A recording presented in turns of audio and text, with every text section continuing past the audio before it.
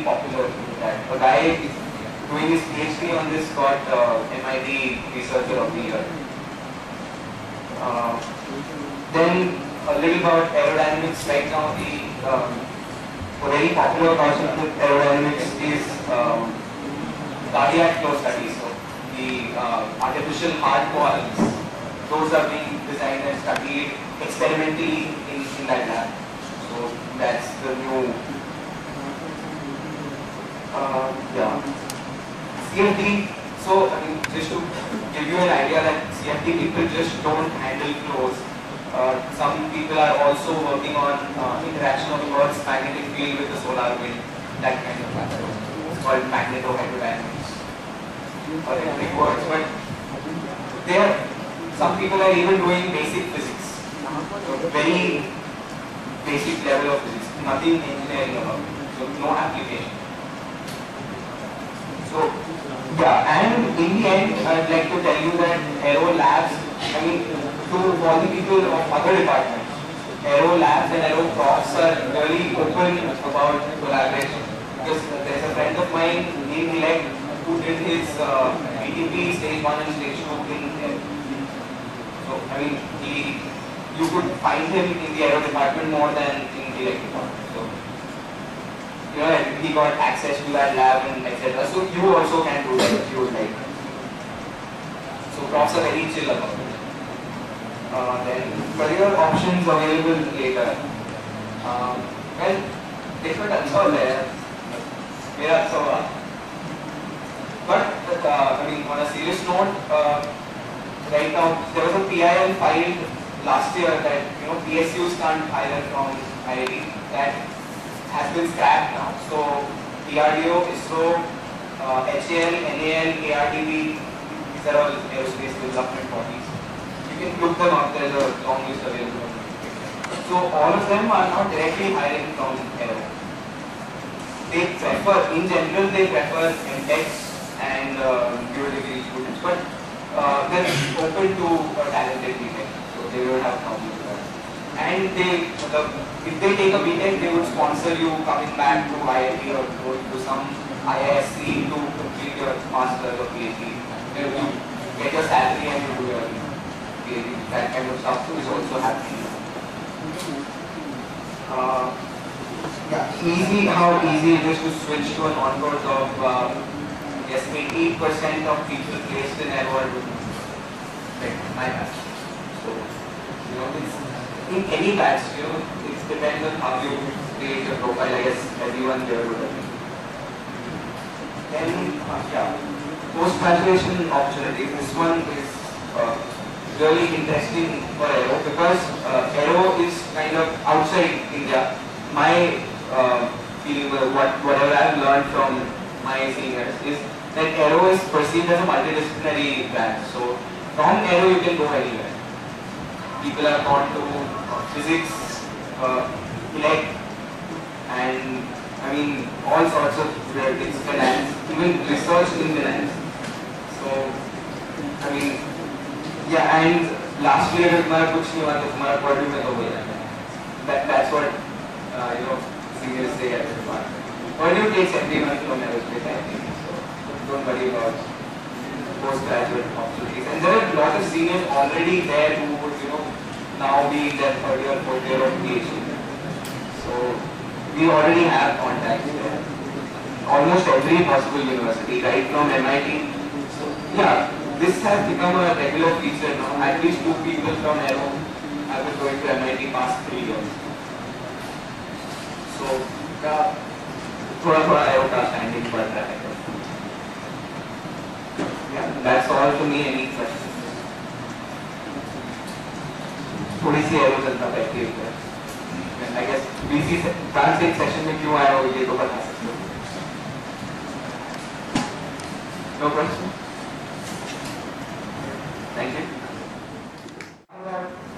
60% organic and 20% heat of crop. Sorry.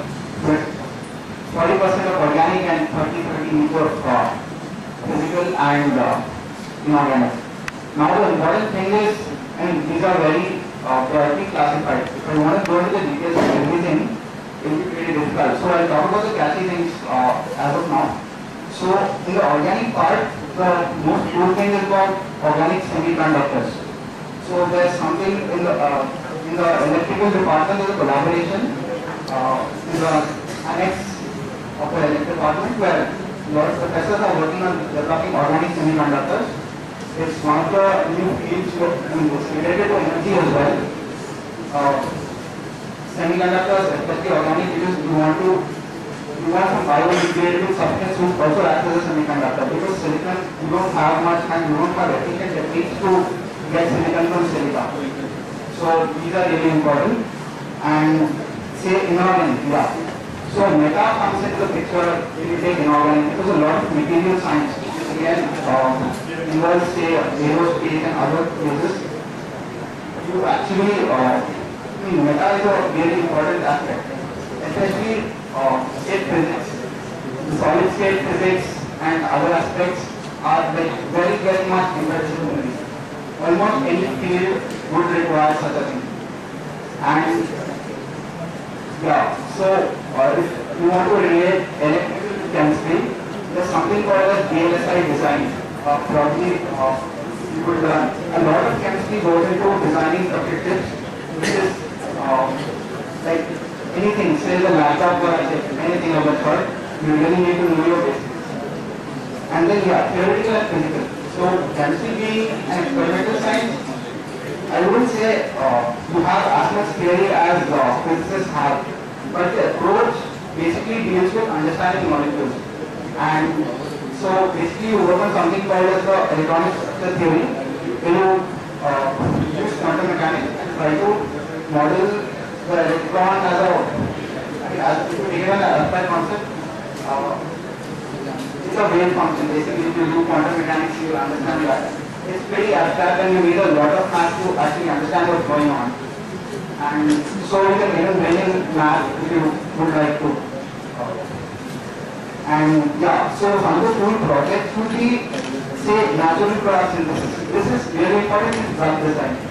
So drug design as of now is a $1 trillion industry because it takes about 10 years to actually design a drug and bring it into the market. So there's a lot of money if you're really interested in that. And then there's something called as gas-phase spectroscopy. There in the spectroscopy you look at molecules in solutions or something of that sort. But here you take a single molecule and then record the spectrum. So it involves a lot of deep understanding of theory as well as designing experiments. The setup itself costs about 5-6 crores and it's really sophisticated. And then so chemistry also has related to biology and physics in this particular problem, which studies the protein folding problem.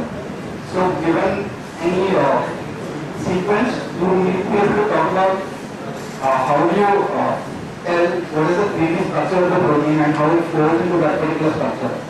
This question covers a lot of biologists, physicists and chemists. So the chemists do experimental part, analysis and theory. And yeah, what are the career options available? Yes, research is really interesting if you want to learn about, if you're curious to know things, or if you really want to understand a particular concept over there. And other options always include non-code, yes, startup, IAS, CAD, whatever. Yeah, and how easy is it to get a non-code job? I'd like to talk about the placement stats for the past 3 years, not including this one. It's like 92, 87.5 and 72%, which is pretty good compared to other departments. Rest of app. Yeah, the rest of that, yes. And yeah, what are the units that generally you do? There's a lot of competition. Say Chicago is the second best theoretical institute, and for experimental there have been people who go to Stanford and Cornell, and there has been so far one except by Berkeley, which is the best theoretical institute in chemistry. Yes, that's pretty much. So, any questions? Okay, cool. Thanks.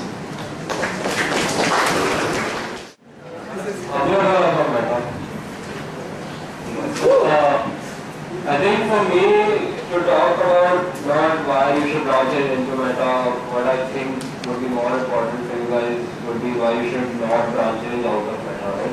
So I did branch out of Meta. Even though I had the option, one more is wrong, one more did branch out of Meta.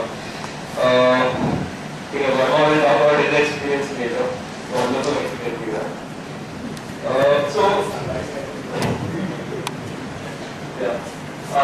I think before I start with the question, the most important thing is I'll just share my personal experience as to why I didn't branch it out.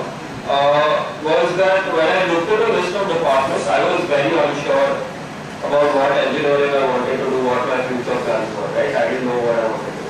And when I looked at the list of departments, I didn't think any of them were something that I was more interested in than what I was doing right now at the end of my first year. My roommate was in engineering physics. He was definitely interested in electrical. He branched into electrical engineering. He is happy now. But I was not sure.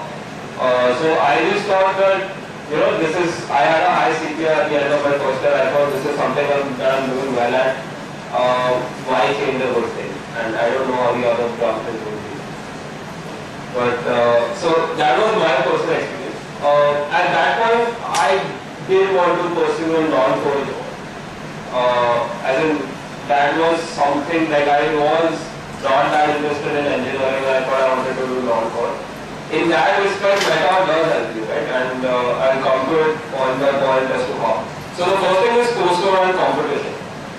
So I don't want to say management, but I was able to maintain a 9+ CPA easily. Like I was very involved in extracurricular activities all through my 4 years now, and I was able to balance them with academics.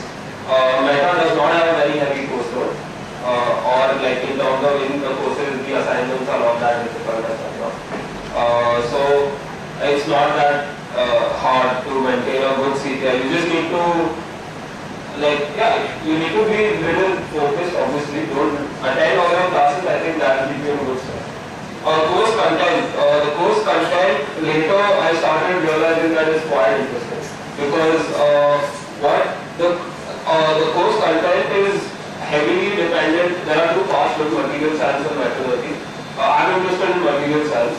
In material science, there's a lot of properties and characterization that's involved that is applicable to a wide range of industries all across. And a lot of these industries that is applicable to are industries that are very budding right now, that they are the cutting edge of technology. So the semiconductor industry, photovoltaics, energy, automotive, all these you can, these are materials. I have done projects, internships in these industries, and this is that. And as an undergraduate, I've worked on stuff that will probably be made into a product 10 years from now. So that's something that's very interesting. On the material, on the metallurgical front, you learn a lot of practical aspects. Some of it is boring, I won't lie to you guys, because there's a lot of iron and steel that's involved. And not everyone wants to become a metallurgist. But then at the same time, there's a lot of practical aspect in the mineral processing, where the professor who takes it talks about the commercial aspect of everything. So that's the course content. The basic idea of the projects. A lot of the professors in metallurgy have their own companies. So for example, Bhargav sir has a company that works on ceramics and dye-sensitized solar cells, where he is trying to commercially launch these products. I interned at Applied Materials. I was working on a semiconductor project. One of my roommate from metallurgy, my first year roommate, was working on a project on aerogels. Aerogels are 99% air, they're supposed to be the lightest material and all that. So there are opportunities to work on cool projects. It's up to you whether or not you want to grab them. Career options, I think in terms of non-core placements, everything is open for you, right? I took a non-core job in consulting, so did 2-3 other people. So everything is open to you. In terms of core option, it's not that easy for BTechs. You need to be a dual degree to avail of any core companies that come. There are a few, there are not as many as say MEC or Chem. But in terms of Non-core, you're on an equal footing with every other department. I think I might have had a slight advantage also because of the lower course load that Meta had as opposed to other departments allowed me to be involved in a lot of other things, which at that point I didn't realize, but I think in hindsight they made my resume better than say someone else who would have had a similar profile that I had. Yeah, is it easy to switch to a auto job? Yeah, totally easy. Just you need to, as everyone before me has said, you need to maintain your high CPI. That's an important thing. Because I tell you, non-core companies will not look at what department you come from. They will not say that, oh, you're in elect, it must be top. So since you're an 8-pointer, I'm going to put you in the same bucket as a 9-pointer from Meta. They don't do that. So it's like they just look at your CPI and they say that, okay, if you're 9+, you're good. If you're not that good. So I think the CPI is the most important thing. Otherwise, non-core, I think it's all the same. Postgraduate opportunities, material science is very reputed abroad. My batch, there are people going to MIT, CMU, other universities, UC Davis. The year before that, someone went to Cambridge. So in terms of postgraduate opportunities, there's no restriction in terms of if you want to pursue an MS for a PhD. Then, yeah, as I said earlier, there's a lot of good research going on. If that's something that interests you, you should go for that. So to sum it all, I think if you're unsure, I'd say stick with it.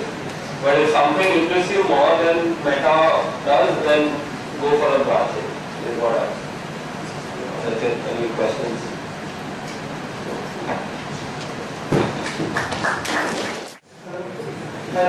So I guess this is the most sort out branch for you and I schedule. So contrary to popular belief, it's not that it's not what normally people believe it to be. So CS is not about making web pages, websites, or Chrome extensions, or plugins, or macro apps, or something of the sort.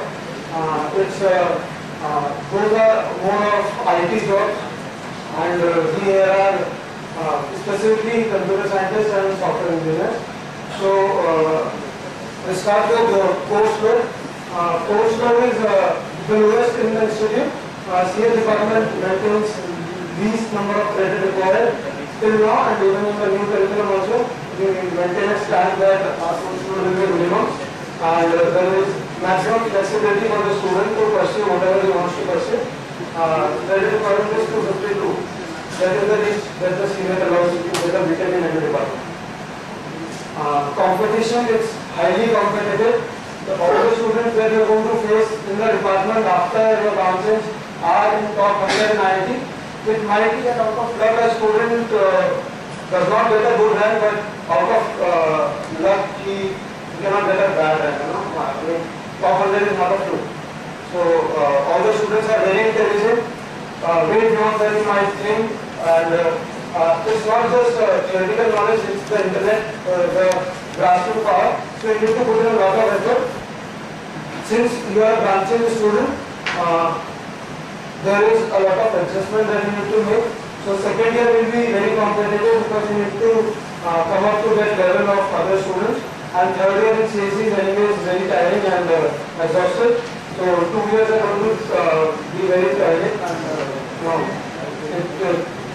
it's not a piece of cake for students the CS, but the benefits are huge and it's very interesting. So in second year we mostly do theoretical computer science.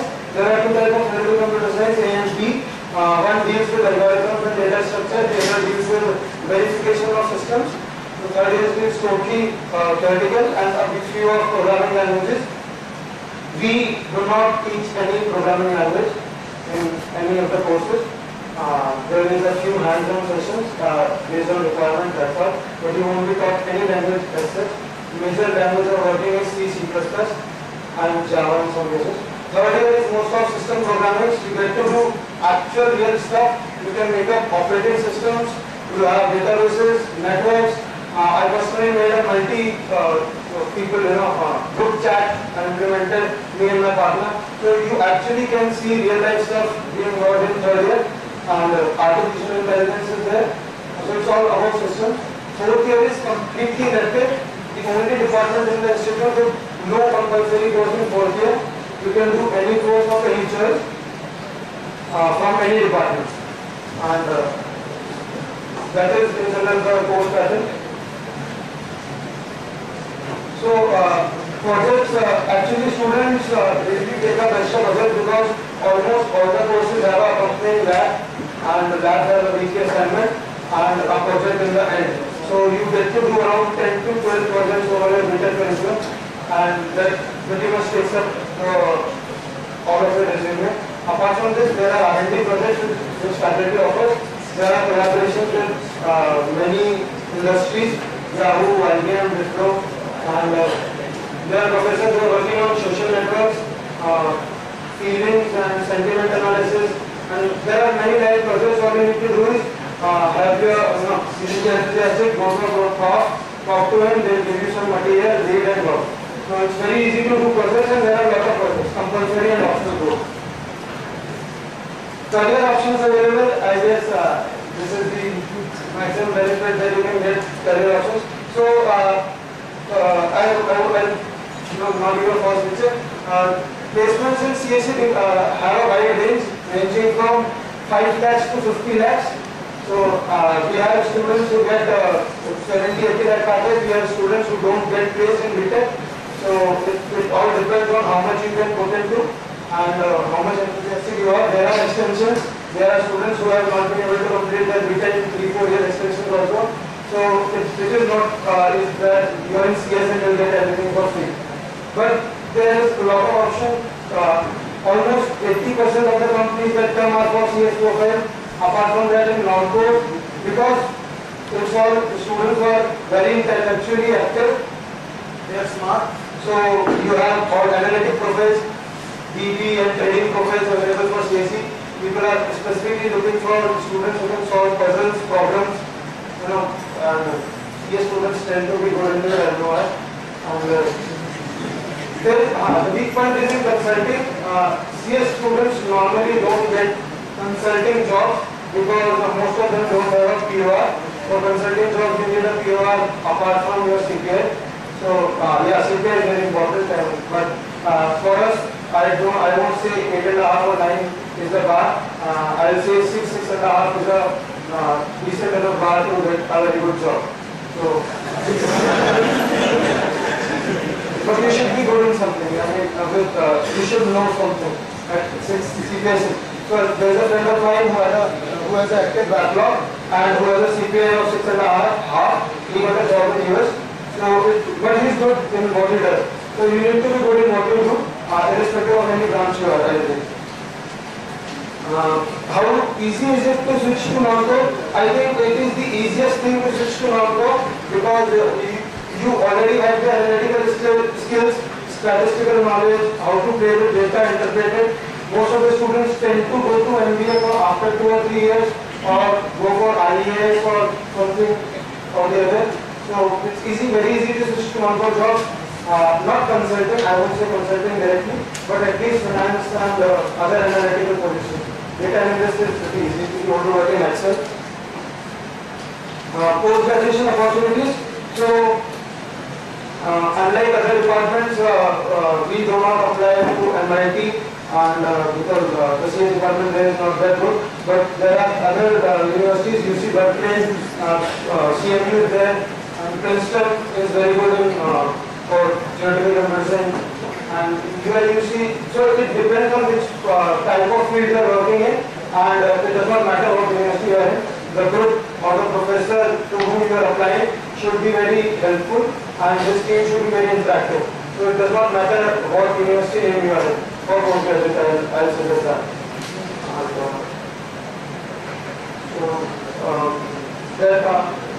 The figures might vary. Last year there was a sudden change in the branching rules, so it was a huge rush into sales department. Also as of now we have got 87 students from IT sales and 9 students from branching. So it forms a batch of 96 with almost 5 or 6 backlog students in every course. So So you will be a batch of 100, and a batch of 100 means you can imagine the attention per student by the teacher is pretty low. So you have to put in a lot of effort. Most of the students study on their own at their room, so it's a lot of self-devoted work. Rather, no one is going to tell you that you have to study. It does not matter for anyone. There are students from various departments, Connect, Metas, MSc Chem. I think there has been a student from MSc Chem also. There is a student from Meta last year who changed into CSE. And you have to put in a bit of effort. It's not going to be really easy. You have to put in effort, but it's really fun, and there are a lot of benefits. If there is any specific questions I would like to answer.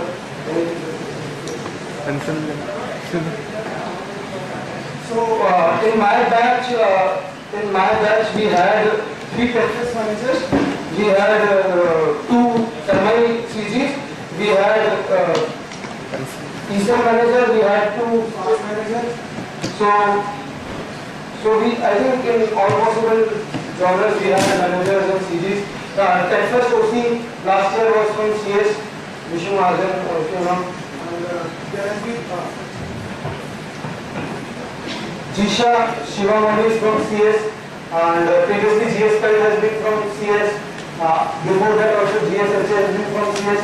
So there is nothing like if you are in CS. So it's not like if you are from CS, you cannot take PORs or you cannot be in sports. There are a lot of people who are in inter-IT. I guess they don't want you to listen. There are a lot of people who are in inter-IT who are from CS. So it's not really that you cannot do extracurriculars. You can do extracurriculars. There is ample of opportunities. No, it does not really. They are not just so Shivamani is 8.8. The Tech First manager I am talking about is 9.4, and ESL manager is 9.4. So all the MICGs are 8.7, 8.8. So it does not really matter. So you just need to be intellectually good. You need to be interested in the subject to get a CPA. You study from B before that comes, that is good.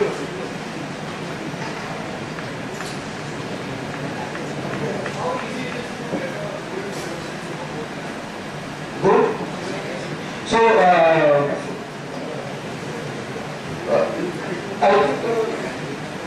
should have a research group, I mean, BTP at least, and maybe a couple of projects and a CPI of 8 plus should be there. So, you can get into a team. So, if you have worked into a particular journal, then it's really easy to get into that journal. So, not all journals are easy. Like, last year we had our department topper in theoretical computer science, but there is no funding in theoretical computer science. So even if you are institute rank 1, but there is no funding, then no one can give you a PhD. So it also depends on your journal, how much funding is given in your journal. If there is a lot of funding, you can definitely get a very good PhD. And PhD is always up to funded, so it depends which genre you are in. Normally machine learning, you will have ample of opportunities.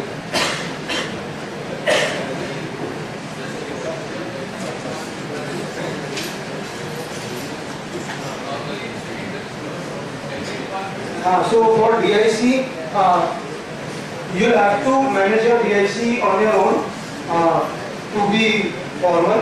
But what I arranged this year was that the DIC will be conducted in slot 5 always.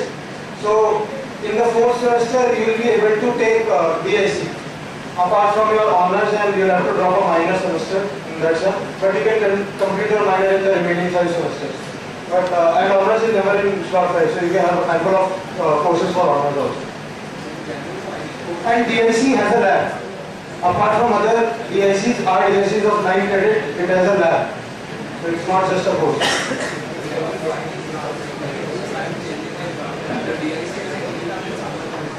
It depends. So the summer courses idea is that the course should be running in summers, and there should be at least 5 students who are willing to register for it. So if the course is running in summers, you can take it You can take it. Ideally, the institute allows you to take it, but CS department maintains a stand that summer period is pretty small or pretty less for you to grasp it completely. So a student who is taking the subject totally new, fresh, then we don't allow him to take it summers. You are supposed to take it in regular semester work.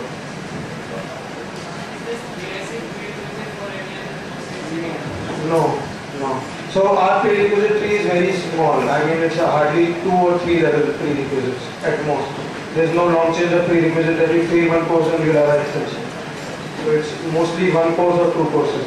So data structure algorithm, then algorithm designs is the major prerequisite for most of the courses in third year.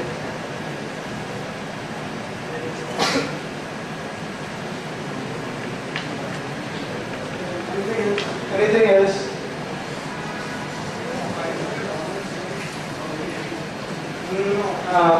I personally completed my BTech along with honors last semester itself. So I am totally free this semester. There is no course I need to pass.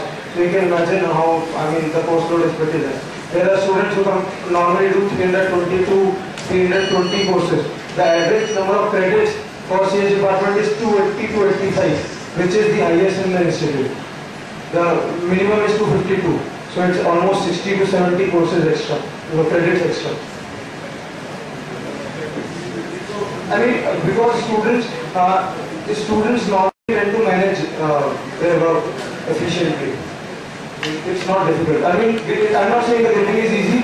You'll have only out of 100 students, at most 5 to 8 will get a square. That is almost 5 or 8% only. So it's not easy to get a 10, but it's not really difficult. I mean, there are ample of lab courses, there are institute electives, so somewhere or somehow you can easily maintain a SPI of 9 every semester and the overall CPI of 9.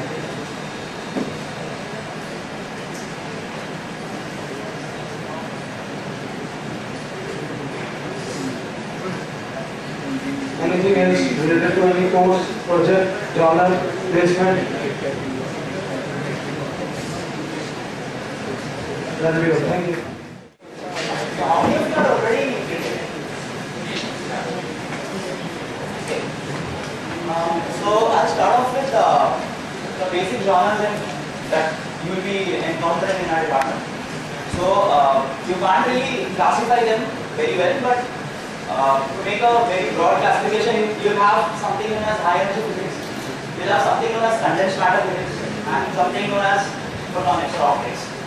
So these are basically the 3 branches in which people majorly work on in our department. And so these are the biggest branches, and there are of course subdivisions. So coming to courses, all the courses are circled around these 3 branches. And in the first year, of course, you have done all the general courses. In the second year, so the BIC is electricity and magnetism, which was offered this year. But from next year, we are planning to make it a different, mixture of what you did in your modern physics course. It will be a proper introduction to special relativity, and then you have electricity and magnetism. So the course structure is going to change a bit, but then I think so the department that you are in, if you are coming to EP, then I don't think that will be a very difficult task, just one extra course. And you have to do it because electricity and magnetism and special relativity, they form like very basic and important, the content of that is very important for further courses that you have to encounter. Okay, coming to courses, so in the second year you have courses which are so you have classical mechanics, of course not the classical mechanics that you've done in JX level. It will be very different. There's something like as Hamiltonian and Lagrangian formulations, which is going to be very different from what you have done. And so in the second year you have this, and then you have quantum mechanics. Okay, that happens in the third year. First time or second year, that's still a debate. We decide on it soon. So these are very basic courses which will lead you to all the more advanced courses. and these courses you'll have to do well in them, and you'll have to. So most of these courses are of 6 credits, except for a few like quantum mechanics, general relativity, which is offered as an honors, as a minor, and as like as a general elective in your 3rd year or 4th year. So to you know, go through these courses, you'll have to do your 2nd year courses very well. And the best part of EP is you'll get a wide variety of electives to choose.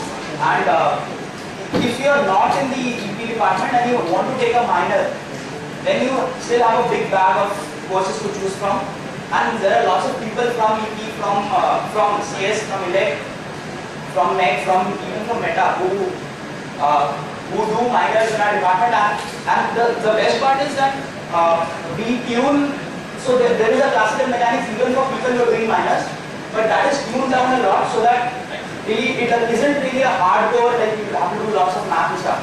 It's basically tuned down so that you don't really have to face that proper difficulty which an EP student has to face. Because what we are taught is so that we have to apply it like to much tougher courses as we go to progress along.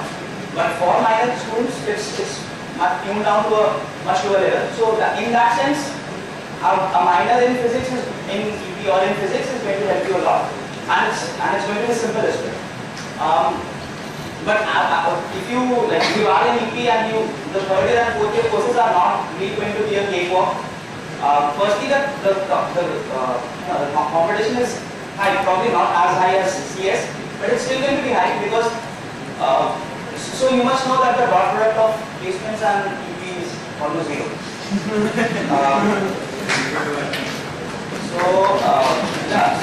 So if you have a low CPI, by low CPI I mean less than 8, you do not have an interest in physics, then like you screw basically. I know quite a few. I have quite a few friends in my department who are like 7.9, 7.8, and who've done pretty well. Like they've got good projects, etc.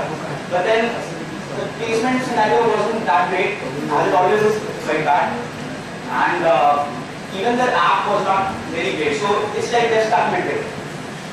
You never want to be in such a situation. So you have to maintain a very high CPA. If you have a 6.5, like alright. So in my batch, the CPI profile basically is like most of the people are around 8.5, 8.6, 8.3 to 8.7.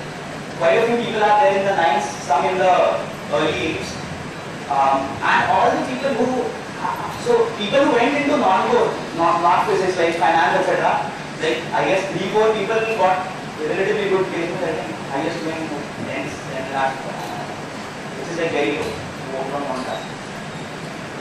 So and regarding app though, you have to you get awesome opportunities to really.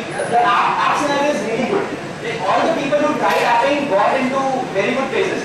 Like in my batch, even in our senior batches, people have regularly gone to MIT. Okay, Harvard, not many people have. But MIT, this year we have Caltech, we had Princeton, we had Cornell, we have Stanford, I got into Cambridge, etc. So you get all the top 10 schools in the world and people are going to them regularly. So in that way, the app scenario is really good. Although of course you have to maintain a CPA of about let's say 8.9. Okay. Apart from that, projects and internships. Like again, it's very simple to get interns and projects of course are there. But interns also, the project scenario is really good because so if you want to do a DTP or generally a project, any semester project, you have PIFR close by. So even if you do not get a some project in the department, you always get an option to fall back to PIFR, and there are those are people there who do really good experimental and theoretical work. So that way the project scenario is you can do like loads of projects during your 4 years. Interns like few people went to like Europe and to US And people have actually gone to places which like most people actually dream of. Like I had a dream of like going to CERN, the LHC, and I actually went there. So it was a dream come true. People have gone to Formula, people have gone to Stanford, etc. for interns. Like the intern scenario are also very good. Like, 17 people from my batch went for like these were interns. So out of okay, Bell Labs. So in fact there are people who are from Bell Labs. So people who are so there is a professor Rafael Tulsi, he worked at Bell Labs, and people who are so basically the the intern scenario is also awesome. So among 23 people, 17 people went for research interns. Realization. Okay. What else? Yeah. No. I mean, like, but how very few people are really excited towards okay. Definitely, it is a possibility. Okay, I'll probably go ahead with it. It's not that bad. The thing is that it's not that bad. But you not want to come to EP and then get into research. So you get into a job or something. If you want to take up a job, if you do not end up not being interested in physics, then I think EP is not the place to go. If you are sincerely interested in doing physics, digging your face in the equations stuff, you should. Otherwise, if you want to get a job, you should not just come to physics because you have you can get into some of these zones and you can come into EP. So I have seen 2 people from my junior batch who came into EP and they are struggling right now. With a CPA of 7.8, which was 8.9, fell down to 7.8, and they're struggling right now. So it's a bad thing in that sense. I guess nothing happens.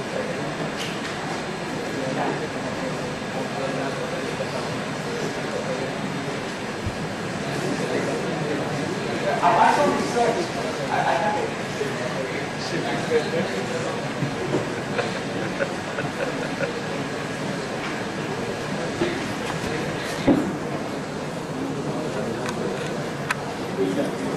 If you are interested in research, or if you can stop research and initially you have to do some research.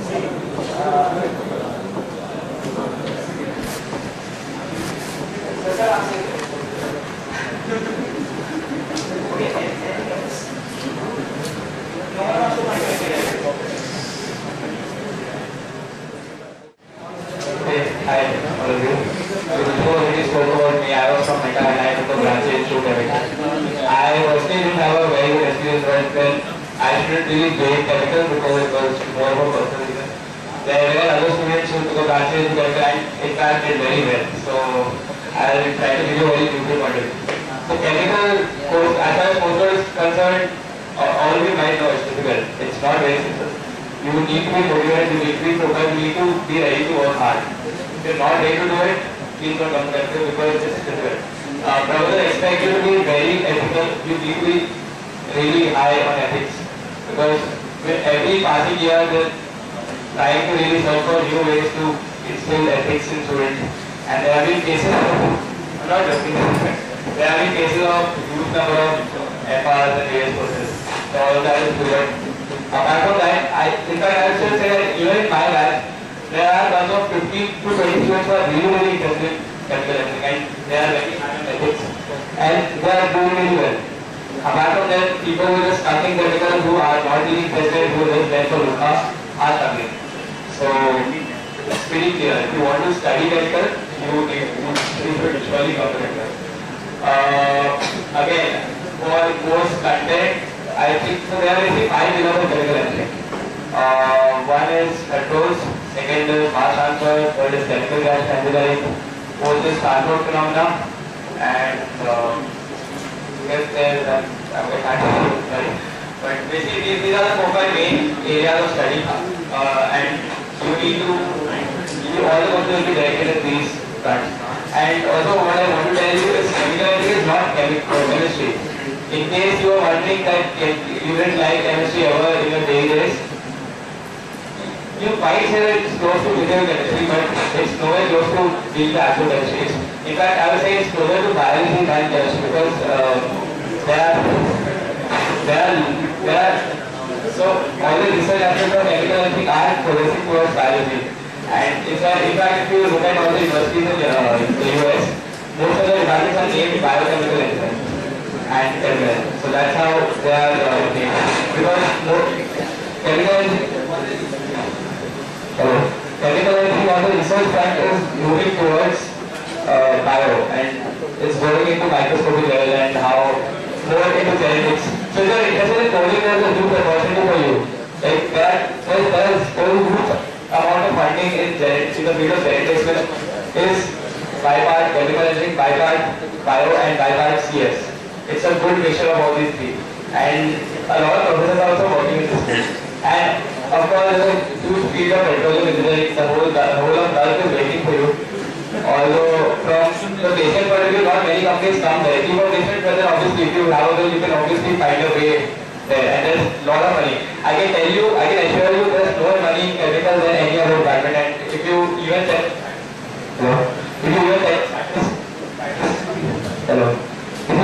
out statistics, chemical engineering is the highest paid engineering branch in the US. Because there's done some amount of money involved in this field, mostly because of petroleum engineering. And that controls the whole of economy, as you know.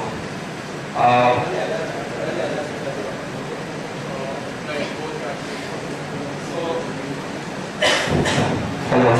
So again, I told you that there was over 15 to 20 students who are really interested in chemical engineering, and a lot of them have got really good accepts. Like my friend is going to MIT, my other friend is going to CMU, some of my friends got accepted to Stanford, Harvard. Hello.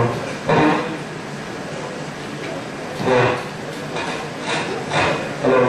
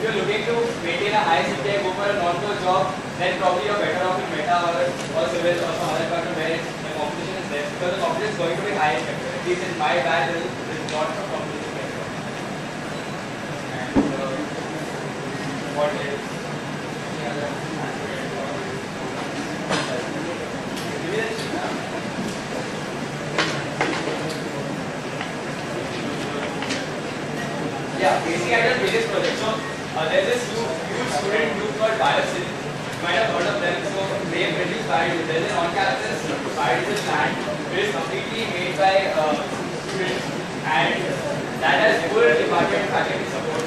There's also another thing called virtual labs. Again, that also has a lot of coding. That involves a lot of coding.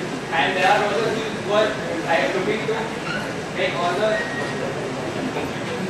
Hello. Yeah, so what they're doing is they're simulating all the labs so that you can do all the labs while you're sitting in the room. A lot of experiments, especially chemical engineering, require you to wait for the reactor to get completed and blah blah. So that takes a lot of time. That's very nice. Different kinds of processors, custom-based processors, and whatnot. I mean, real estate systems.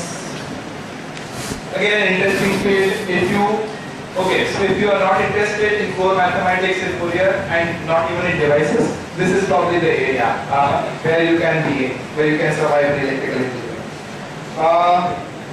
Communications, yeah, again a lot of interesting projects. Image processing, audio processing, voice processing, telecommunications, 3G, 4G, whatever is coming. I mean, a lot of labs are there which take care of this, and in fact, a lot of enthusiastic professors. So, yeah, I mean, there are a lot of options. I mean, so if you come into elect, there will be something at least which you will eventually like. I mean, it might take a lot of time for you to decide what you really like and what not. But I mean, there has to be something which you will eventually like if you are even a little inclined towards academics. Career options available later. So, yeah, a lot of village students venture into non-core jobs. A lot of them go to core jobs. A lot of them have also. So, it's balanced out in the department as such. A lot of my colleagues have actually got into Stanford, MIT, Berkeley, the top-notch universities. So, yeah, I mean, you can really when you are in elect and you have done some really good projects with professors. Ultimately, it's the recommendations that count. I mean, when you are applying, so it's your relation with the professor, right? And how he considers you, how he treats you, and then how he thinks you're inclined towards research. So it's not difficult to get into universities if you're really, really interested in research, which is probably true for every other department. Non-core options, yes.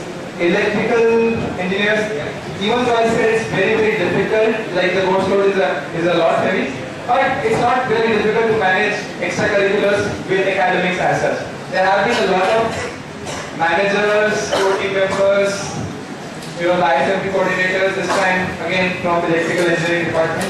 I mean, there have been a lot of people who have balanced their academics, done good academics, and maintained good PR. So it's not really difficult. I mean, for every department, I mean, it's not really difficult for you to manage PRs with academics if you know what you ask, if you know what you want to do, and if you know how to do, right? Okay, so regarding the placements, right? Okay, so I'm a dual degree student. This year, I heard a lot of BTech elect guys, saying that placement scene was not really good for them. I mean, they did not get what they want. Primarily because, interestingly, some of the non-core companies also opened only for dual degrees and not for BTech. So, for example, Credit Suisse did not open for BTech students. It only opened for dual degree students. Again, core companies, most of the core companies do not some of the core companies in fact do not open for BTech. I mean, they prefer a dual degree student over BTech. The pay packages are obviously higher if you are a dual degree student in core jobs. But again, core companies, it's not, the number of companies are not as many as CSE. But yes, I mean, a lot of companies do come. So, like TI, NI, IBM, Intel, Bell Labs, Sony Japan, Samsung Korea. I mean, there are a lot of companies which do come to recruit electrical engineers as such. But I mean, it's definitely beneficial for you go for a dual degree rather than a BTech. I mean, 1 year is nothing in your life. I mean, it's definitely going to be worth it. So, if you are genuinely interested in electrical, I would rather say go for a dual degree and maybe then do a PhD or something. Or, I mean, even if you don't want to waste your 1 year also, take a BTech and something like that. Any questions? Advantages of BTech over dual degree. You say 1 year. I mean, not any other that I can think of. So, I mean, say if you are very sure you want to go in a non-core field, there is no point in wasting 1 year and doing your dual degree project, right? Like so, and yes, I mean, you can get into, if you can get into BTech, you can change over to dual degree at the end of 3 years. Again, dual degree also from micro CSP, you can switch over at the end of third, at the end of third, at the end of third year, right? Yeah. So somewhere like that. You have still 1 year to decide as in which specialization you want to be in. So I mean, anywhere you come, it's I mean, what? Why do people prefer BTech over dual? So I mean, freshers coming into IIT Bombay have a general impression that BTech rank has closed earlier. So that's the reason that I see. But I mean, there's no other reason that I personally feel why people should not be pursuing dual degree. I mean, it's just 1 year. I mean, so and you get to learn a lot. So BTech, I mean, you should really do BTech only if you either if you want to apt to do an MS, you're pretty sure about doing an MS overseas, or you are going in a non-core company. Right? There's no other reason that I see. First question. Yeah. Yes, you realize how much you grow in a year, in this place. How much you learn. It's phenomenal. You look at the person you were when you came in and what you're now in terms of knowledge, in terms of experience, in terms of this, it's phenomenal. So that's how BTech and IIT are different. So you get 1 more year of this awesome place to go. I mean, the more you stay here, the more you learn. If you're a BTech and you're going to an awesomer place and environment, you grow more.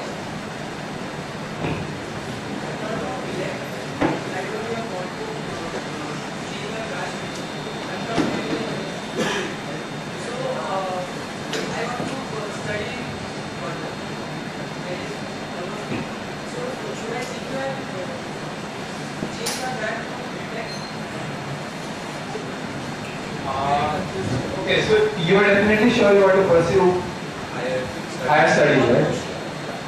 Okay. I think if you change over to BTech now, there is an option of changing back to dual, right? Like at the end of second year, right? Yeah. So, okay. So I mean, if you're definitely sure of pursuing higher education, you can consider changing over to BTech if you think that you only do a BTech here and go abroad and do your MS. Okay, MS abroad in a good university is definitely more reputed than an MTech here. So,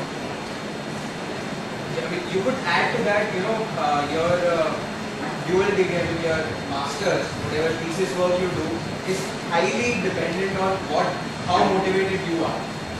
There are people who get like 3 journal publications in 1 year, which is phenomenal. I know such people.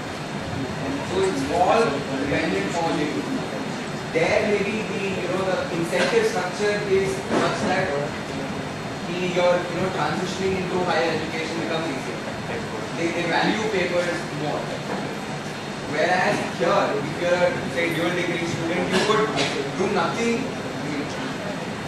Please do not take this impression, but virtually you could do nothing and still get your master's. you need to slog a lot there. And they value academics like publishing, as he said, a lot more than they do here. But if you are a dual degree here, okay, if you are a dual degree here, and if you're really working on good projects, and you're genuinely working, and you can publish some papers here, within those 5 years, you can directly be accepted for a PhD. So you ultimately save 1 year in that, right? So again, it's a choice you need to take. You have to figure out how awesome you are. MS is a bit tough to get because of the funding cuts and Obama policies. But it's a risk that the environments there are more conducive. I would agree because they're somewhat ahead of us right now in terms of infra and the connect between industries and academia. Agreed, they're ahead. So if you do MS there are chances that you'd be 90%. You can be sure that you'll be better than a MTech from here. But there are always those 10% people who are self-motivated. That actually I know people who have gotten to free offers from Crocs. You please work in my laboratory. We met at some conference and they said, please just do the formalities of applying, I'll do the rest. I want you to apply. I mean, if you work with a professor who collaborates a lot with other universities and he publishes a lot of journals papers, then there are higher chances that you will end up publishing, co-authoring some journals and getting accepted with. Any other questions? Elect specific, elect load, anything?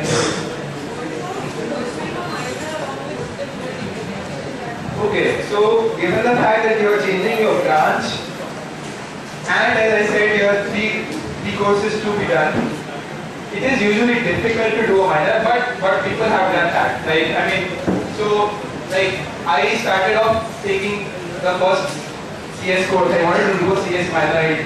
I did one course, and then like I gave up. I gave up on minor. But the other branches, colleagues with me who branches into elect, they are still continuing their CS minor. So they did their minor. So it's a little difficult, but can be managed. Not difficult. Credits go up to 50, I guess. Yeah.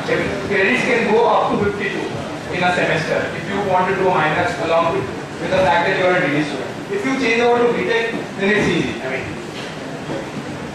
52 credits is serious talking. You can take that from any department, I guess, right? right now you are doing only 30-35 credits, right? Like especially. Yeah.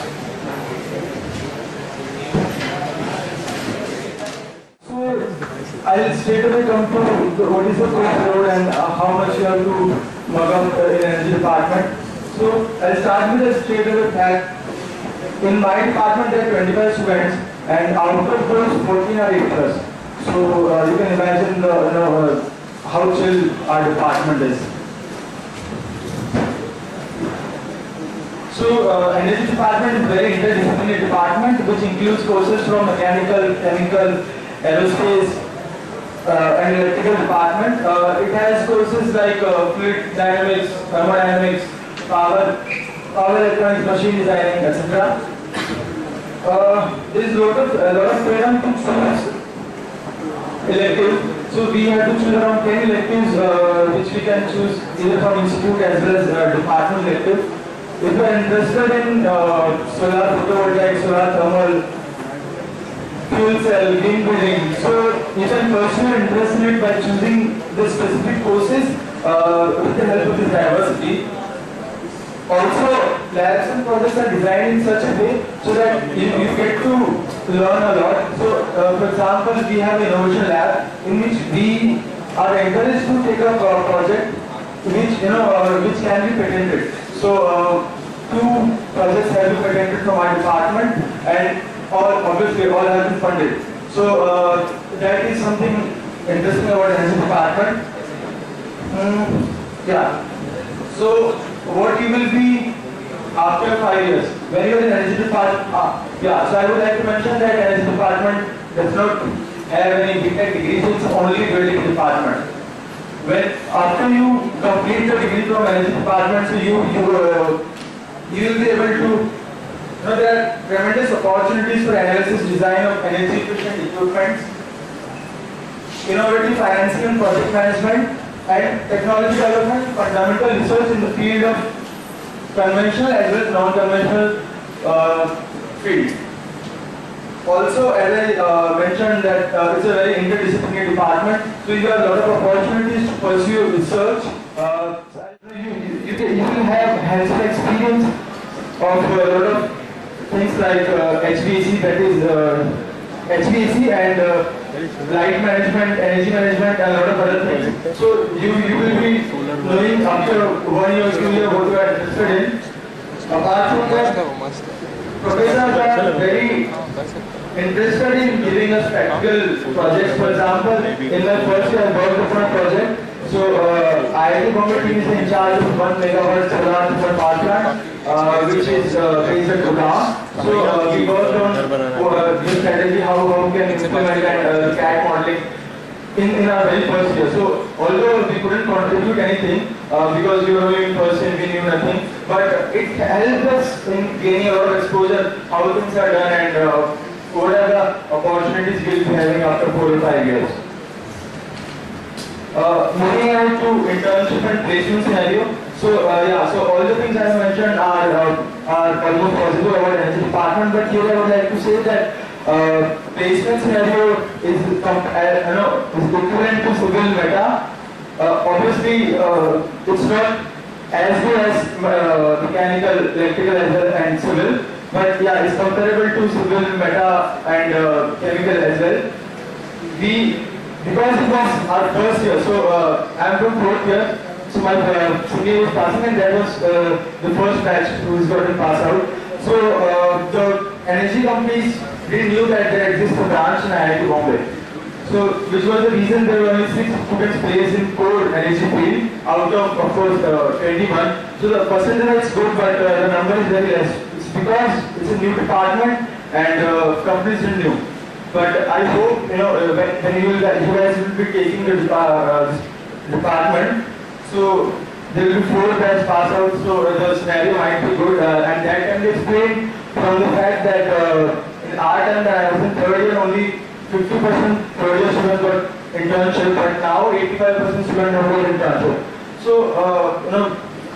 people are knowing this, so companies started to know that there exists a department at IIT Bombay, and also it's the only department, energy department is the only available at IIT Bombay. So this year they're just starting at IIT Kharagpur also, but till now sometimes people, so there was an incident, so I told some people that I am in energy department, and so they asked, are you pursuing MSc? So this might happen to you, but 4 or 5 years later, I hope the things will be really good. That's all from my side. Thank you for having any questions. Hi, I'm from Civil Engineering Department. First of all, about course load and competition. We have different fields in civil engineering. One is structural, one is transportation, one is geotechnical and soil, one is fluid, and one is water resources, and one is geodesy and astronomy. So I think the names of the different fields are very self-explanatory. It's not worth the names. Like geodesy and astronomy is more about satellite imaging and global positioning system and stuff like that. So Baki departments are kind of understandable, right? Okay. And about the course load, this is a tricky question because we have courses from every single course every single field I've mentioned here. We have 2-3 courses from structural, 2 courses from transport, 2 courses from soil and geotechnical, 2 courses from fluid, 2 from water resources, and 2 from geodesy and astronomy. So it really depends on the field and the professor. It's not like a standard thing like we, for example, we had our senior batch had courses in fluid mechanics, in which the course load was extremely easy, and the grading was extremely cool. But our batch, we had a different professor, and the grading was extremely bad, and the course load was extremely high. I mean, if the course load was more than an 8 credit course we had in structural. So it depends a lot on the professor who's taking the course. And in general, structural mechanics, the courses in structural mechanics, solid mechanics are slightly more in course load by standards. And and the competition is kind of average. It's again a very subjective question. It depends on the batch. Our batch has a very high competition. Our senior batch has a very cool competition. So it just depends on your batchmates. And generally it's an average mix kind of thing. And about ethics, well, it again depends on professors. Like this year, professors are very strict about ethics. Previous years they wouldn't. Civil was called a peace department by for our senior batch because of the grading and the course load. But it's changed drastically for our batch and our junior batches. Ethics is taken very seriously. We've got like 20 FRs, 40 DX and stuff like that in our batch or junior batches. And people being caught for putting mobile phones on the desk and stuff like that. So it's kind of changing in civil. The new department undergraduate committees become very strict about it. So it kind of depends on who your professor is. And course content, again, different fields. The course content is different. Structural mechanics is about it's all about the strength of members, how the loads are transferred, like beam, like trusses, and so it's like the basic physics, mechanics you've learned in 11th, 12th on a very more serious level. So that's structural mechanics, and then you have the deeper things you have is how to construct buildings, how are the loads passing through the beams and the columns in buildings, and given a requirement, how do you actually construct a building? What are the requirements? What are the number of columns, number of beams? So all this is done in design of structures. This is structural, and transportation is very multidisciplinary. Like our department mainly deals with modeling and mainly deals with pavement. Pavement is like the strength of pavement and stuff like that, which kind of slightly borders with structure. But in general, abroad, transportation is very multidisciplinary. You can work in pretty much any field in transportation, like statistics, coding, mathematics, economics. There's also economics part of transportation, and so it's very multidisciplinary. And operations research is about optimization of every transportation phenomenon. And the other thing is geotechnical and soil. That's about the strength of the soil, about foundations, what kind of how should you deal with the soil when you're constructing something on it and stuff like that. And about fluid mechanics, it's about, again, fluid mechanics is about how fluids behave under pressure, when they're in motion and stuff like that. And water resources is about sanitation, about how to process water, about flowing pipes over long distances. So it's about, it deals with the way water is processed in cities, in pipes, etc. And geodesy and astronomy, it's about global positioning system. Sometimes we also deal with how the satellite should be positioned, blah blah, and how do you get coordinates of buildings, and so it's very multidisciplinary on one note. The basic okay, and there are many labs. From second and third year you have approximately 3 to 4 labs on average per semester. And labs, it depends again on professor. Sometimes it can be pure Ghodagiri, sometimes it can be a decent learning.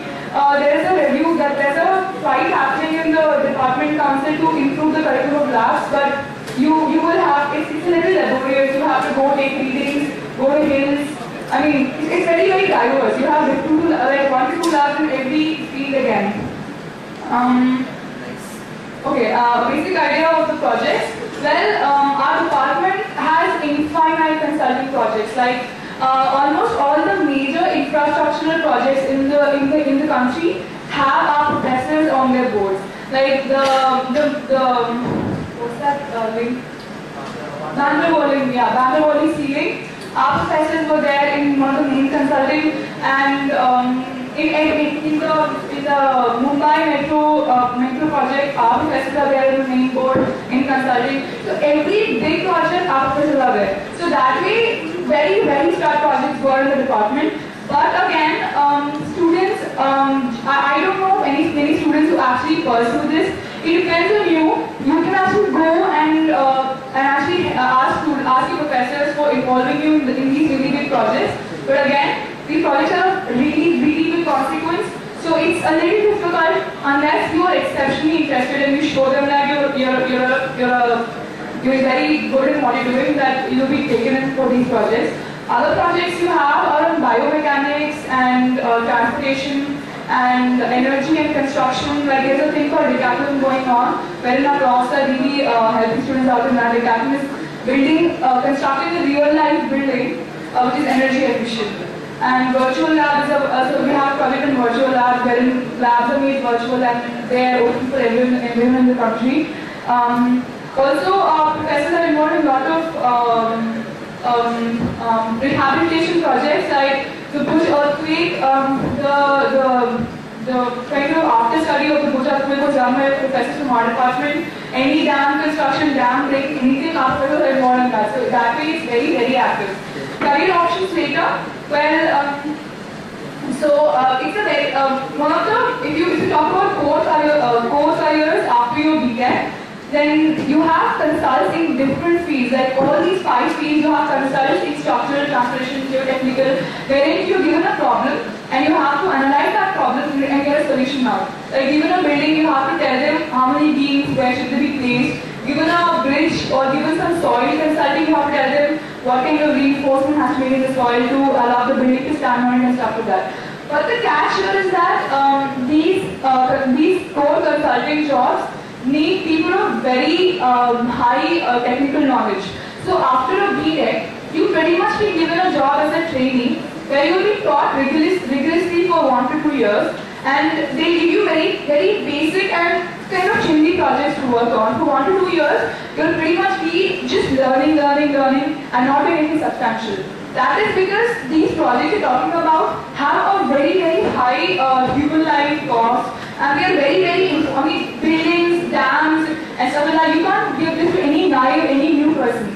So, that's why, because you don't really contribute much as a freshie, as a graduate from BTech, your pay is not that high. But I know people who and the kind of career options right very well with age. After 5 to 6 years of experience in civil, and if you do well in civil, I mean if your consulting is really well, then I know this for sure that at least structural consultants are paid like shit. Because they give you a design, you have to, and once you're certified to approve a design and you sign up for that design, you give it like lots and lots of money. So that way, the career options are very attractive, but again, you have to be really patient with civil. You can't get an instant 10, 12 lakh pay job immediately after you graduate. That's the reality for sure. As a BTech, you might at best end up getting like a 5, 6 or 7 lakh job in core after your BTech. But the other thing to this is, being a dual really gives you an edge out here. Many multinational companies have a certain requirement that they cannot hire BTechs into their engineering services. So getting a dual degree gives you 2 degrees, and that makes you eligible for placements in many multinational companies like Atkins, like other core consulting companies. And those have a pay of like 8 and 9. So it again depends on that. And career options, civil is very lucrative in terms of APIC. Like I know people from my batch who were CPI of 8.2 who got into Berkeley PhD. So it depends on your batch. If your batch is very competitive, then the best of the batch gets into it. But I know people with 8.2, 8.5 who got funded masters in Texas, University of Texas, Austin, PhD in Berkeley, because of good projects and good recommendations. And also students from civil engineering, many of them can actually take up this IES, Indian Engineering Service, and these kind of open jobs for railways and all the government engineering work. Yeah, and there are too many fields, so you need to have a specialization or experience to actually work substantially in that field. And also, professors have like lot of contacts in many consulting companies, so your placements can go really well or like off the placement cell also. Like if a professor thinks you're a very good student and he really thinks you can do great and you have a very good rapport with him, then if you end up not getting a good job or if you're not happy, you can always talk to your professor and he can land you in a really good place because of his contacts in very big firms. So I think professors have a huge role in the placement and masters in our department. Like if a professor wants you to get placed or wants you to get into a master's, he can really change the face of your career option. And how easy it is to switch. It's kind of a very it's independent of the department. Like in our batch from civil, we have like in the top consultants we've had like 5 to 6 people going from civil department, like which is very good. Like there's a huge ratio of civil department in the non-core companies this year, and the PMs, the place managers are from civil. So it's kind of very independent. And post-graduation opportunities, well, I think if you're not going for a master's, then and if you want to go into core, then dual is a very attractive option because it's just 1 extra year and you actually learn a lot in terms of curricular and extracurricular life, and it opens up core opportunities in civil engineering and depends on the field again. Also, if you think of post-graduation, then you can actually apply to mechanical, aero, bio, material science, computer science, these departments with a civil degree. And mechanical, in fact, mechanical and civil are kind of a little, I won't say the same, but you can't take, if you're from civil, you can't take a minor in mechanical. That's because you don't have like 5 courses that are different from civil and mechanical. But the kind of approach is different, but there's a lot of there's a lot of intersection if you want to pursue mechanical. And aero again, fluid mechanics or structural mechanics is there in aero also, and biomechanics, and material science, nanotechnology. So you have nanotechnology is very in civil engineering these days, nanotubes and stuff like that. And CSC, computer science, people go to computer science through transportation because transportation engineering has a lot of coding and simulation work involved in that. Another thing I want to say is civil engineering degree plus a minor can be really useful because civil engineering, like I know people, I take a civil engineering department with a minor in physics and honors. So my physics minor has helped me a lot in pursuing interdisciplinary research. Like I've done some research in biomechanics, some research in nanotechnology. So I think my minor has really shaped a little in the way I've pursued stuff. I know a person who pursued minor in computer science, and he got into masters in computer science, funded masters in computer science, not a very high CPI. But again, he had very good recommendations from professors. So the one thing I want to say is mapping is very attractive in civil engineering. At least I've seen cases and they've done really well in mapping. Like they're not extremely awesome profiles. Probably the competition is less, that's why. Civil is a very specialized field. So all over India, there are very few people who actually have in civil because many departments are not equipped enough to have a civil department. Like not unless they're very good. So that way you guys have an edge in high studies opportunities. And I know another girl who's taken civil plus energy, and she deals, Prajna, she's in MIT, and she deals with energy aspects of transportation engineering research. So that way a minor can be extremely useful because of the very generic view of civil engineering. Minor can help you shape your civil engineering degree. So, any more questions about civil? Yeah? So it depends on what you want. If you have a high CPI, then getting a master's abroad it's not difficult. Like you have a decent research intern, or not even intern, you have a good PDP, you have good recommendations. Getting a job is easy. Getting a master's is not difficult. A funded master's sometimes, or getting a PhD is not so difficult in civil.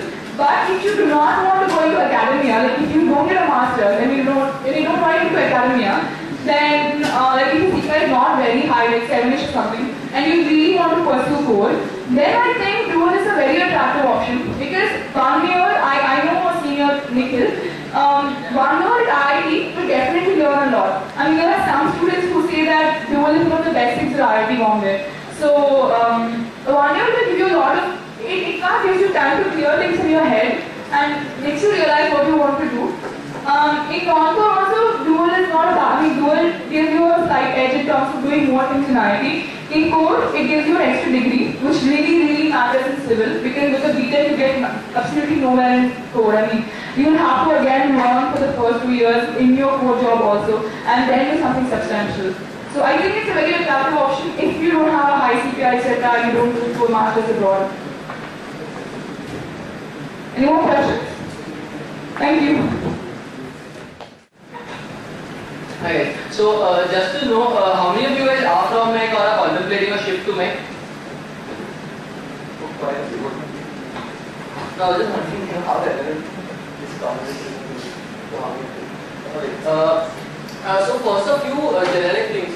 So I don't think I expect any of you guys to walk out of this session already, having made up your mind with whatever you heard the none of us had to say.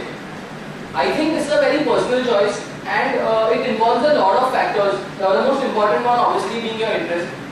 But there are other ones such as the opportunities that exist in the field out of this place in terms of job opportunities or in terms of further studies. The kind of infrastructure that we have here, the faculty members that we have here, and the general how good the department is here at IIT. Because interest is a very important factor, but not the only one. Because it is something that you can cultivate and can use as well.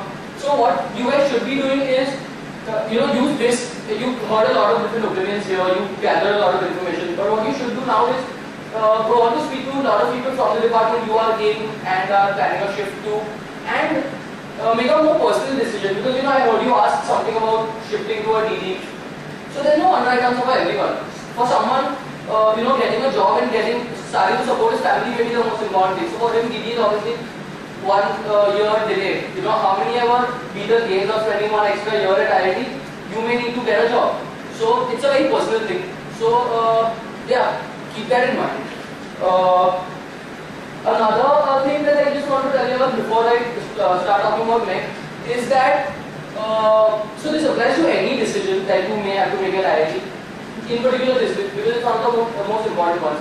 Don't base your decision entirely on some kind of expectation that you have. Like, I've heard people talking about changing their hostels depending on where CGs are, because they want to become an MICG themselves. So, you're in your first year, 2 years can change anything. You may not want to be a CG in the first place, and you may not even enjoy the journey that you're putting yourself through. So what is more important, obviously results are important, but what is even more important is that you enjoy the journey that you're putting yourself through in whatever decision that you make. So even if you know that future expectation does not pan out the way you had planned or anticipated, you won't have any regrets because you still enjoy what you've done. And this is not some superficial funda that I'm just making here. It is important. So say there's a if you're considering a switch from a BTech to a DD, you do want to think of what kind of work you're actually going to be engaged in, rather than just looking at, okay, an extra year, better job, better master's program, so I'll be happy. You may not get that better job or better master's program. So make sure you enjoy that time anyway. Okay, so talking about MEC, alright, so there are 3 broad departments in MEC. There's CAD, Computer Aided Design and Automation, CADA. There's SIM, Computer Integrated Manufacturing, and there's TFE, Thermal and Fluids Engineering. Now, the C in both of them is quite redundant. One is design. In that, we study a lot of things. So, you study about product design in general, which involves functional aspects obviously, but more so it focuses on strength of materials and solid mechanics. That is what design primarily refers to. Then another broad discipline which comes under design is your robotics and controls. There's a lot of, design obviously encompasses a lot of things. CADA should encompass a lot of things, but I'm talking in reference to what happens in the department. So yeah, these 2 broad areas, solid mechanics and robotics and controls. Then manufacturing, yeah, the name pretty much says it all. Research in the different manufacturing processes. What also comes under SIM, computer aided manufacturing, is this broad discipline called IUR, which is also a very attractive one and something that a lot of people from other departments also take up projects in. IUR is Industrial Engineering and Operations Research. So this is, as the name suggests, it deals with problems such as scheduling, optimization problems, basically designing networks, designing transport networks, designing supply chains, and these kind of things. So a lot of computer science guys, a lot of elect guys also take courses in IUR. And if you're a SIM, you can choose to SIM DD, dual degree student, you can choose to pursue your DDP in IUR. Then coming to the third discipline, thermal and fluids. So TFE does not have a DD program of its own any longer. But you can choose to switch to DD TFE in your second or third year. So they stopped induction at the freshie level, but you can still choose to take it out. What TFE has is, so you study problems like heat transfer, combustion, refrigeration and air conditioning. So it in fact is one of the most lucrative fields given the work that happens in our department. Like the entire McDonald's, the air conditioning of the McDonald's kitchens has been designed by a professor in our department. The Taj Hotel, its air conditioning system has been designed by the same prof. And a lot of good work happening, but it's mainly from the point of view of someone who's interested in further studies that someone would look at working in TFE, because there's not a lot of engineering design going on in India in the industry in TFE. So it primarily exists in terms of consulting projects, and that work comes to these professors. Yeah, so that is about the 3 departments in MEC.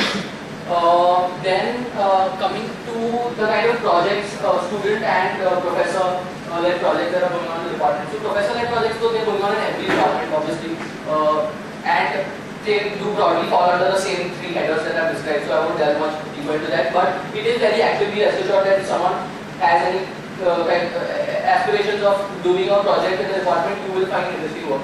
The professors will be more than happy to guide you on. Technical activities, so in terms of student technical activities, mechanical stands out because so we have a lot of major projects which are focused around the subjects that we study. Obviously, you must have heard of the racing team. Then there is the AUV team, the autonomous underwater vehicle team. Then there's the solar technical team. So any project which requires you to design, to build, has to have mechanical engineers involved. But these are the two couple of things that are predominantly mech-based activities. I primarily, so at the end of my first year, I was in this kind of dilemma myself of whether I should shift out of mech or not, and I was considering a shift to elect. But at that time, I was already interested. I already started working with the racing team, and I was already interested, and that is what made me stay behind. And in hindsight, I'm very glad I did. So, yeah, and projects like these are a good way to, also generate interest in your subjects. So I always, whenever I studied with my subjects here, I always saw where they were being applied, and they were always helping me in the work that I used to do. So I really thoroughly enjoyed these doing them. And because of my involvement in this activity, I can appreciate every department that much more. A lot of people find meta boring. I personally enjoy learning about materials, and because it's at the bottom of any design decision that you make. So I think in general finding application to what you do makes you enjoy your subject more. Alright, coming back to course load in mech. So I think with the exception of CS, where I have heard, as you also heard the speaker say, slightly on the higher side, most of these departments, it is very manageable. In civil meta, it may be on the lower side, as I think you guys also pointed out. Civil is no longer the case. On the meta, Dusha earlier pointed out that. Alright, I think a lot of people would have different takes on it. There was a CS speaker, what was his name? Vinay. So possibly it is because the CS guys may be able to find time, but because there are so many challenges that they face in their core field, interesting problems that they have in their core field itself, that they probably don't veer off too much into external activities, perhaps that is the case. Yeah, so in terms of course load, mech is very easily manageable. You can do what you like alongside. What else? Core opportunities and opportunities for further studies. So core, obviously, elect mech, there are plenty of opportunities. There are a lot of firms that come here for recruitment, say Eaton, Rolls-Royce, Altair, all of the automotive firms, Tata, Bajaj. And placements in mechanical are good, are very good, because say whoever want to get into non-core, get in there, and opportunities in core are far, there are greater demand than there is a supply of items in those industries. So getting a job is no big deal. Non-core, they all pointed out, it's pretty much the same. It does not matter which department you are in. It's just different genres within non-core require different skill sets, and that is a different conversation. What else do we follow? Courses. What about them? How easy is it to switch to a non-core job? Switching is out of question. I mean, it's about choosing as you graduate, so it doesn't matter what department you are in. Career options available later. We do not talk about apping. So the apping scene is very good as well. Overall, mech gives me a very, very positive vibe on all fronts. I don't think if anyone is interested in mechanical, be rest assured you will be happy with what subjects you do, with what infrastructure you see, with what opportunities exist in future. So in terms of apping, this year I have my batchmates who are going into, I can think of someone who's going to MIT, who's going to Stanford, who's going to Berkeley, who is got an admit to Cornell. Purdue, UIUC, pretty much everywhere, you know, they have good mechanical engineering departments, and they do select students from our department each year. Anything specific that I am missing that you would like to know about? Regarding the DIC. Okay, so the DIC is structural, it's very simple basically. It's a kind of a repetition of what we do during the JEE. You'll be studying about trusses, and you'll be doing some basic, you'll be doing more complex FPDs. You'll be learning a little bit of vibrations. So, your doubt is with regards to having missed it and how easier because it would be to cover it up better. Yeah, it should be very easily manageable. Regarding the slot timing and what happened is then one quality analysis that covers a lot of we want to do so they are the professor who have to proceed here.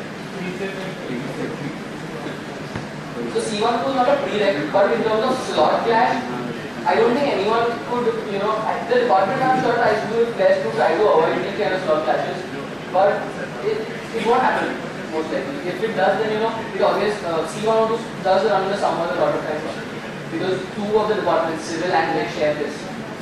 So yeah, this is one. So professors are very good, like they are in every other department. There is no particular issue there. Do you have a specific question with regards to grading? Grading is fairly good. Coursework grading, I think I thought I answered the question better. It's manageable. I mean, when I say you get a good grade with a decent amount of effort, nothing noteworthy there. You'll do well if you put in the right effort. Because the PH 105 course, you won't have to do that if I want you to do. That is one technicality I would not be sure of, but I think not a prerequisite for any. No, definitely not a prerequisite. I think there is something like that. I don't think that would be the case. Okay, so BTech and DD. So in fact, I did apply to a BTech, but I did not get it then because it wasn't this flexible at our time. In hindsight, I feel that, you know, this fifth year I added a lot of value to myself personally. I have learned a lot of things and no regrets. In fact, I personally find the DD program, as she pointed out, to be slightly better, but for different reasons than what it was intended by the institute.